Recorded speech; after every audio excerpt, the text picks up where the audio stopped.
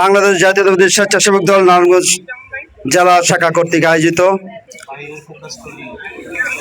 প্রয়াত রাষ্ট্রপতি বাংলার রাখাল রাজা মেজর জিয়াউর রহমানের ৪৫তম শাহাদাত বার্ষিকী উপলক্ষে আজকের এই মিলাদ মাহফিল ও আলোচনা সভার সম্মানিত প্রধান অতিথি, আমাদের নারায়ণগঞ্জের গর্ব, সাবেক সফল ছাত্রনেতা ও যুবদলের সোনালী ফসল, বারবার কারা নির্যাতিত, নারায়ণগঞ্জের অত্যন্ত ভদ্র মার্জিত সফল সভাপতি জনাব মাহমুদ সাহেব উপস্থিত আছেন।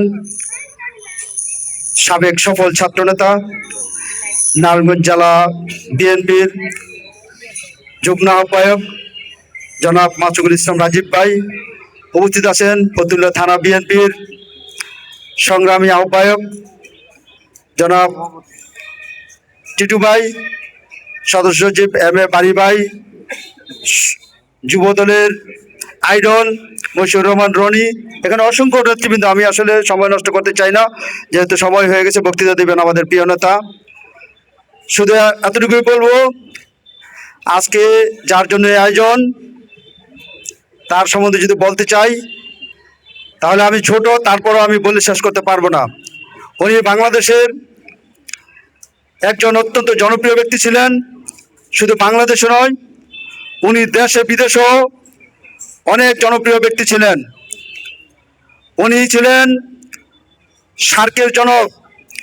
বাংলাদেশ, ভারত, পাকিস্তান, নেপাল, ভুটান, মালদ্বীপ, শ্রীলঙ্কা সহ যেই 7টি দেশে সার্ক গঠন করা হয়েছিল, সেটির জনক ছিলেন এই মেজর জিয়াউর রহমান।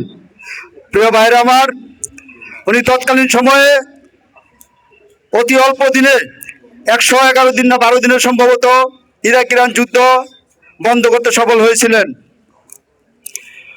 কাজেই ওনার গুণগান বলে শেষ করা যায় না। এই ওনার বহির্বিশ্বের জনপ্রিয়তা এবং বাংলাদেশের জনপ্রিয়তা দেখে দেশি এবং বিদেশি চক্রান্তের মাধ্যমে কিছু অসাধু সন্ত্রাসীদের গুলিতে উনি তৎকালীন সময়ে নিহত হয়েছিলেন। আমরা তার আত্মার মাগফিরাত কামনা করি। প্রিয় ভাইরা আমার, উনি নিহত হওয়ার পর বাংলাদেশ যখন টালমাটাল অবস্থায়, ঠিক সেই সময়ে আমাদের প্রিয় নেত্রী, তার সহধর্মিণী বেগম খালেদা জিয়া, মরহুমা বেগম খালেদা জিয়া এই বাংলাদেশের দায়িত্ব নিয়েছিলেন। বাংলাদেশ যখন উন্নতির শিখরে আরোহণ করতে যাচ্ছিল, ঠিক তখনই আবার বহির্বিশ্বের থাবায় এ দেশকে গ্রাস করেছিল। উনিও দেশের জন্য আপ্রাণ চেষ্টা করে দেশকে উন্নতির দিকে নিয়ে যাওয়ার জন্য জীবন দিয়ে গিয়েছিলেন। ঠিক তেমনিভাবে তারই ধারাবাহিকতায় আমাদের প্রিয় নেতা জনাব তারেক রহমান প্রায় 16-17 বছরে দেশের মানুষের পাশে থেকে এ দেশকে আবার নতুন করে স্বপ্ন দেখার চেষ্টা করেছেন।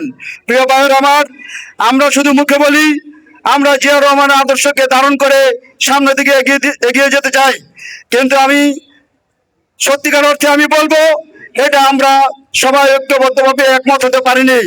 আমরা নিজেদের অবস্থান পোক্ত করার জন্য আমরা নিজেদের মধ্যে একটু আগে যে আমাদের সম্মানিত বড় ভাই মাসুকুল ইসলাম রাজীব বলে গিয়েছেন, যার অবস্থান পোক্ত করার জন্য আমাদের নিজেদের মধ্যে গ্রুপিং এবং হানাহানি তৈরি করেছি। আমি আপনাদেরকে বলবো, এখানে যে আমাদের জেলার কর্ণধার যারা আছেন, আমি আপনাদেরকে বলবো, যারা ফ্যাসিস্ট সরকারের আমলে রাজপথে আন্দোলন সংগ্রাম করে যারা হত্যাঙ্গ হয়েছেন, যারা জীবন দিয়েছেন, তাদের পরিবার এবং যারা বেঁচে আছেন, যারা আর্থিকভাবে অনেক ক্ষতিগ্রস্ত হয়েছেন, আপনারা শুধু সেই দিকে দেখবেন না, আমাদের গ্রুপিং দেখবেন না। আমরা রাজনীতি করতে গেলে বিভিন্ন থানা বিভিন্ন গ্রুপিংয়ে নিমজ্জিত ছিলাম। আপনারা এদিকেও চিন্তা করবেন, যারা আন্দোলন সংগ্রাম করেছে তাদের জন্য মূল্যায়ন সব জায়গায় থাকে। আপনাদের কাছে আমার এই দাবি রইল, কারণ যারা আমাদেরকে দৌড়াইছে, যারা আমাদেরকে হয়রানি করছে, মিথ্যা মামলা দিয়েছে, আজকে আমরাই আমাদের মধ্যেই যারা আমরা নারায়ণগঞ্জ জেলার নেতৃত্ব দিচ্ছি, তারা তাদেরকে ছত্রছায়া দিয়ে রেখেছি। কাজে আপনাদের কাছে অনুরোধ, যদি আমিও করে থাকি, আমারও যদি এরকম প্রমাণ পাওয়া যায়, আমার বিরুদ্ধে যেন অবশ্যই অ্যাকশন নেওয়া হয়। আমি আপনাদেরকে কাছে এই দাবি ব্যক্ত করে আমি আমার সংক্ষিপ্ত বক্তব্য এখানে শেষ করছি।